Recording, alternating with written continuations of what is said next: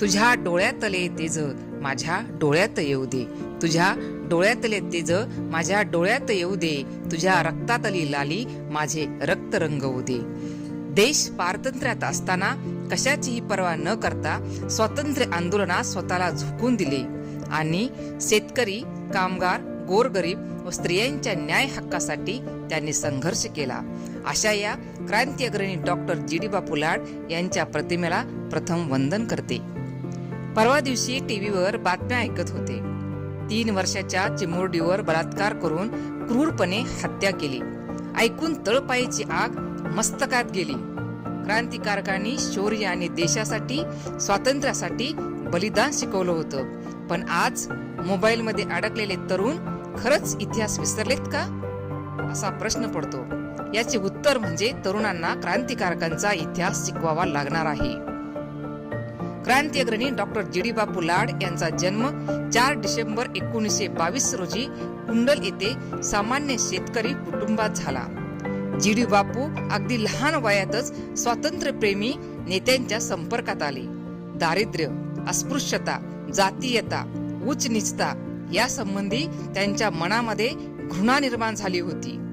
विद्यार्थी दशेतच त्यांच्या मनावर स्वदेशीचा एवढा पगडा बसला होता की त्यांनी मॅट्रिक नंतर संपूर्ण भारतीय ज्ञानावर आधारित असलेले आयुर्वेदाचे शिक्षण घेण्याचा निर्णय घेतला.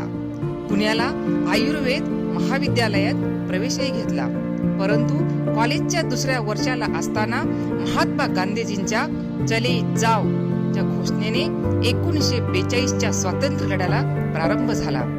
देशाच्या स्वातंत्र्यासाठी त्यांनी शिक्षण अर्ध्यावर सोडून परत कुंडलला आले आणि क्रांतिसिंह नाना पाटील यांच्या नेतृत्वाखाली स्वातंत्र्य आंदोलनात सहभागी झाले. ब्रिटिशांनी लागू केलेल्या डिफेन्स ऑफ इंडिया रूल 56 मोडून तासगाव, इस्लामपूर, वडूज, कराड या ठिकाणी प्रचंड मोर्चे काढले. यामध्ये बापूंनी सक्रिय सहभाग घेतला. रेल्वे रूळ उघडणे, टेलिफोनच्या तारा तोडणे, डाक बंगले जाळणे असे आंदोलन केले. Doctor GD. बापू आणि सहकाऱ्यांनी क्रांतीसाठी सेनोली रेल्वे स्टेशन जवळच्या खिंडीमध्ये ब्रिटिशांची स्पेशल ट्रेन लुटली. धुळ्याजवळील चिमठाणा येथे ब्रिटिशांचा 5.5 लाखाचा खजिना लुटला. या पैशातून आधुनिक शस्त्रे खरेदी केली. तरुणांना प्रशिक्षण देण्यासाठी कुंडल येथे व्यायामशाळा सुरू केली. तुफान सेनेचे ते फील्ड मार्शल झाले. फील्ड मार्शल म्हणजे सरसेनापती मित्रांनो. Field marshal doctor G D. बापूंच्या नेतृत्वाखाली जनता कोर्ट भरविण्यात येत असे. गावोगावच्या लोकांना न्याय दिला जात असे. गोरगरिबांची सावकारी पाशातून मुक्तता केली. चोर, दरोडेखोर यांचा बंदोबस्त केला. लोकांच्या संपत्तीचे रक्षण केले. गाव गुंडांचा बंदोबस्त केला. त्यांच्या पायावरती पत्री मारण्यात आल्या म्हणून पत्र सरकारही म्हटलं जायचं. त्यांनी गावामध्ये दारूबंदी केली. स्त्रियांना न्याय दिला. गांधी पद्धतीनं विवाह करण्यास प्रोत्साहन दिले. मित्रांनो, त्यांनी स्वतः सुद्धा गांधी पद्धतीने विवाह केला. शिक्षण, उद्योग यांना प्रेरणा दिली. गोरगरीब मुलांसाठी शिक्षण संस्था काढल्या. कारखाना, पाणी पुरवठा संस्था, दूध उत्पादक संस्था यांची सहकार तत्वावर सुरुवात केली.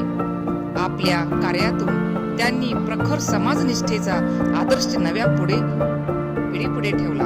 अशा या क्रांतिकारी विचारांच्या, स्वातंत्र्य युद्धाचा विचार, आचार आणि कार्यकर्तृत्वाचा वारसा नव्या पिढीने अंगीकारणे अत्यंत महत्वाचे आहे.